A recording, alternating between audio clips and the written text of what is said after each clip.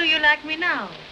You seem gay tonight. Have you had good news? Welcome to MsMojo, and today we're looking at queer-coded moments from classic movies that tiptoed around censorship, whether it was the filmmaker's intent or not. Mr. Speed, I'm trying to recover ornament that, shall we say, has been mislaid.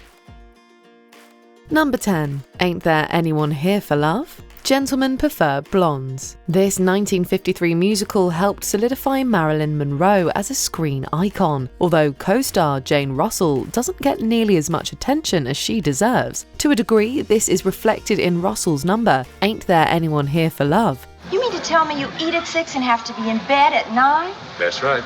Coach is strict. They check up on everybody. Holy smoke, 9 o'clock. That's just when life begins. On a voyage, Russell's Dorothy Shaw is engrossed by a male Olympic team. Wearing nothing but tight shorts, the muscle-bound athletes barely notice Dorothy, even as she practically throws herself at them. One might argue that the men are too fixated on training to concentrate on anything or anyone else. Reading between the lines, though, it could be that the guys aren't interested in what Dorothy is selling.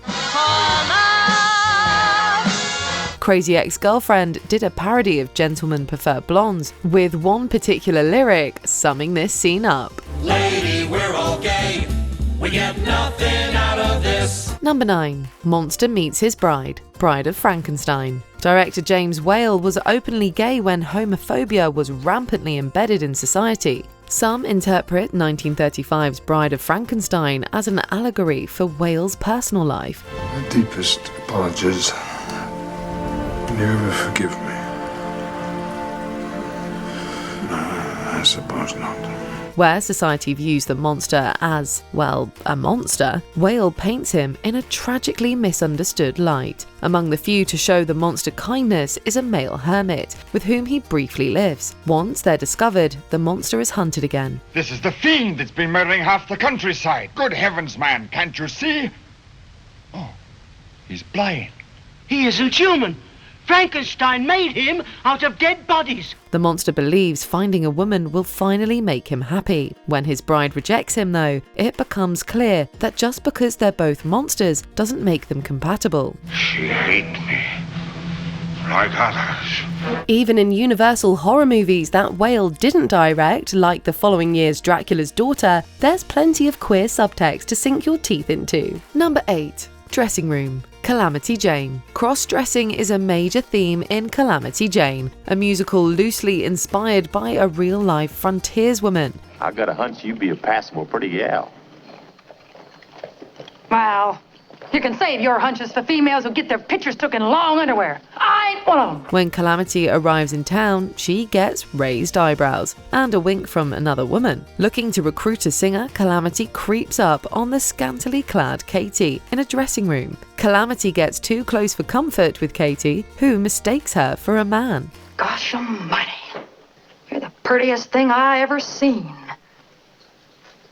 Never knowed a woman could look like that. Despite this awkward meeting, Calamity welcomes Katie into her home, where they sing about a woman's touch. Although they ultimately marry male partners, Calamity and Katie are recognized as lesbian icons. Some like to think the song Secret Love is truly about Calamity's feelings for Katie, rather than Wild Bill. When actress Doris Day learned about the perceived subtext, she described it as wonderful. I'm so in love with you. Number 7. Jim Stark's Best Friend. Rebel Without a Cause. This trailblazing teen drama challenged traditional values. While the generation gap was apparent to audiences in 1955, many missed its unspoken queer themes. The attraction between James Dean's Jim and Natalie Wood's Judy is obvious, but Jim also seemingly has eyes for Sal Mineo's Plato. Want my jacket? It's warm. Whether or not Jim is bisexual, as some believe, Mineo called Plato the first gay teenager in films. This is evidenced in Plato's locker, where he has a photo of actor Alan Ladd. Plato longs to pull Jim into his orbit. Even among his fellow outcasts, though, Plato feels he doesn't belong. I want him to teach me how because I know he won't get mad if I goof. His name's Jim. It's really James, but he likes Jim more. people he really likes, he lets them call him Jamie. Although Plato's Fate ties into the dreaded bury your gays trope, this was still among the earliest American films to depict a gay character with empathy and complexities. No? Not ready to come out yet? Number 6. Brandon and Phillips' partnership, Rope. Part of your charm, I suppose.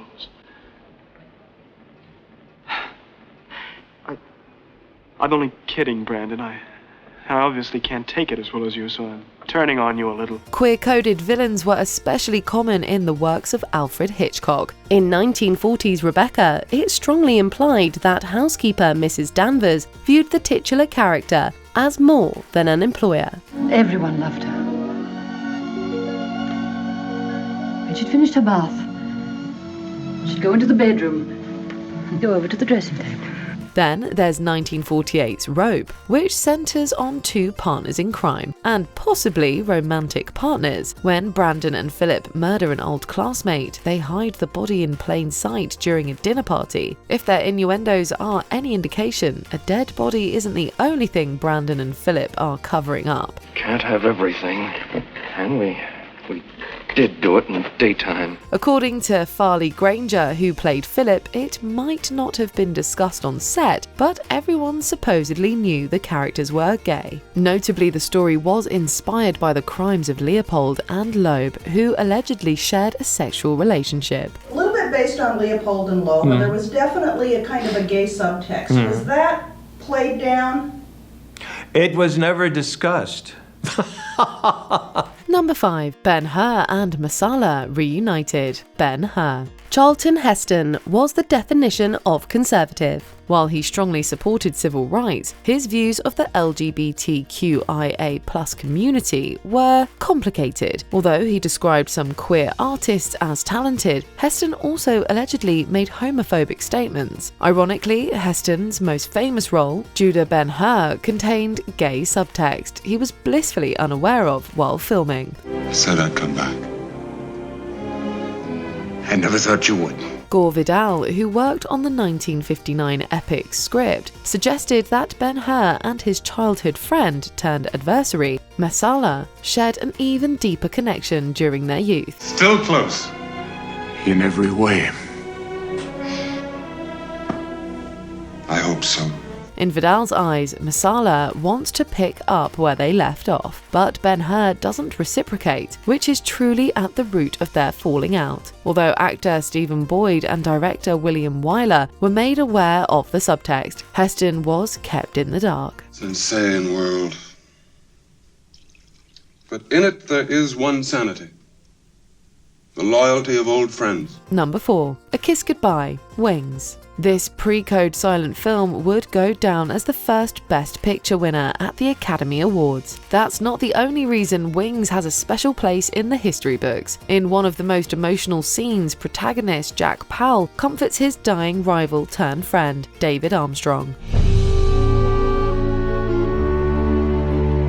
Although Jack blames himself for this tragic turn of events, David forgives him shortly before taking his dying breath. Jack, meanwhile, affirms their friendship with a kiss on Dave's cheek. This wasn't the first same-sex kiss in cinema. 5 years earlier, two women could be spotted smooching in Cecil B. DeMille's Manslaughter. We could go back even further, but Wings stands out, with Jack and David's dynamic being one of the story's most integral.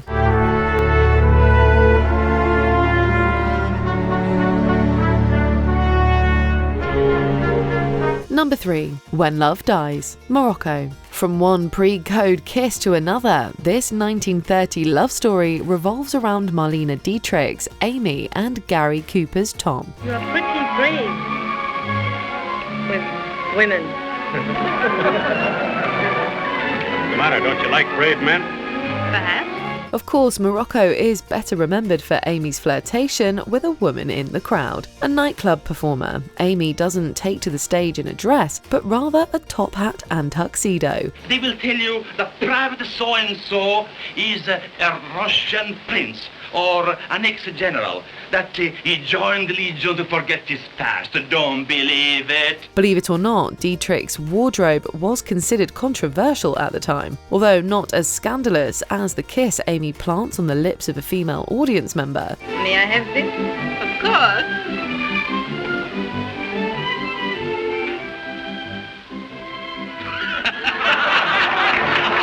While the exchange is still more playful than romantic, it's still one that many LGBTQIA+ viewers gravitate towards. Even nearly 100 years later, you can also see how Dietrich's performance likely influenced the character Lady Fei Zhu in 2022's Babylon. Number 2. The Cowardly Lion, The Wizard of Oz. In the 1909 book The Road to Oz, the fairy Polychrome says, "You have some queer friends, Dorothy." She replies, "The queerness doesn't matter, so long as they're friends." Introducing the Cowardly Lion. Why, you're nothing but a great big coward. You're right, I am a coward. I haven't any courage at all. I even scare myself. While the word queer has multiple meanings, you can see why the gay community has embraced the 1939 film adaptation. The Wizard of Oz even inspired the phrase "friend of Dorothy," which is code for a gay male. Of all the characters over the rainbow, the lion may contain the most queer subtext. If I were a king. To survive the forest, the lion exhibits toxic masculinity, although inside he identifies as a sissy and dandelion. I'm afraid there's no denying I'm just a dandelion. The lion ultimately finds the courage to face his biggest fear, being himself in the merry old land of Oz. Before we continue, be sure to subscribe to our channel and ring the bell to get notified about our latest videos. You have the option to be notified for occasional videos or all of them. If you're on your phone, make sure you go into your settings and switch on notifications. Number 1. Nobody's Perfect. Some like it hot. With the Hays Code on the verge of retirement, this 1959 comedy could be seen as a coming-out party of sorts. To evade the mob, Joe and Jerry disguise themselves as women. Jerry, or Daphne, catches the eye of the wealthy Osgood Fielding III. Although Jerry is initially apprehensive, he warms up to the idea of marrying a millionaire. About the Roadhouse? Oh, they have a Cuban band that's the Berries. Let's go there, blindfold the orchestra, and tango till dawn. You know something, Mr. Fielding? What? You're dynamite! Jerry genuinely gets into character, dressing as Daphne even when nobody's around, and expressing excitement about his nuptials. Yeah, he's mainly in it for the money, but you also get the sense that Jerry enjoys being Daphne. Jerry, there's another problem.